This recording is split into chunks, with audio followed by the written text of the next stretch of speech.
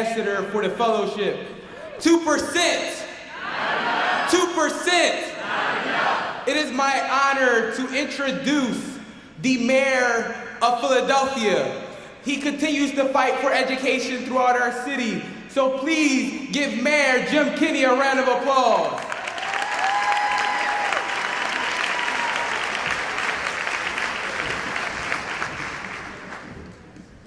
Well, thank you very much, and good afternoon to everyone, and welcome to Philadelphia.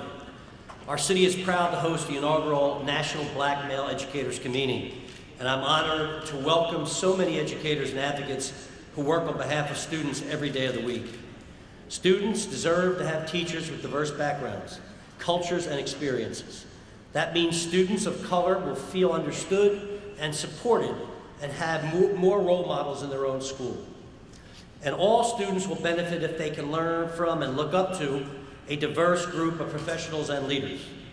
Additionally, teachers of color shouldn't be isolated in their schools. They shouldn't be saddled with the extra labor of serving as a sole mentor, parent figure, disciplinarian, and cultural broker in our increasingly diverse schools. The only way to resolve these issues is to be intentional about diversity and not just hope it will happen over time, because it don't. The School District of Philadelphia set a good example by making workforce diversity part of their public strategic action plan 3.0 and hiring 268 teachers of color in partnership with the universities and HBCUs last year. The City of Philadelphia also believes that diversity is an important feature in any government. Residents deserve public servants who share their experiences and perspectives. We're committed to building an inclusive government that looks like our city. With help from our Office of Diversity and Inclusion, the first office ever developed in Philadelphia, and a program called City as Model Employer, which strives to have city government reflective of our residents and taxpayers.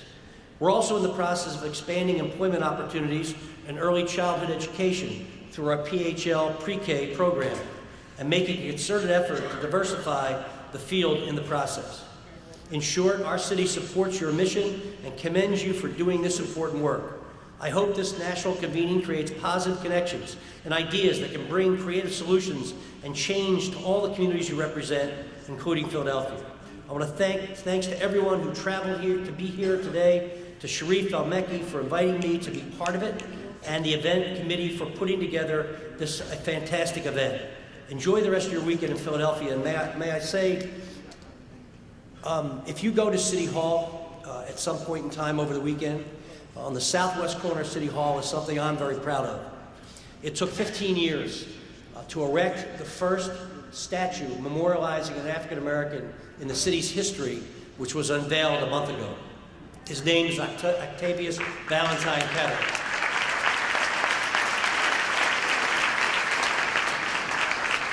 I raised Catto, and I was impressed by him when I read about him when I was 40-some years of age.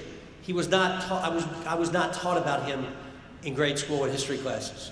I were taught about our founding fathers, Franklin, Jefferson, Washington, Madison, but neglected to be taught about all the other people who contributed to the freedom of this country and to where this country has come and where it is going. Those individual efforts were ripped out of the pages of our history books intentionally. The more and more I read about Catto, the more I realized that in the 1860s and 1870s, he was the Martin Luther King and Jackie Robinson of his day. He was an accomplished educator who was a student at the Institute for Colored Youth, ICY, which morphed again, eventually into Cheyney University. First HBCU, first. Yes. He was a military leader, a major in the Pennsylvania Guard, willing to fight for his country. He was perhaps the best second baseman in America, and had the first game of an all-black team, the Pythians, against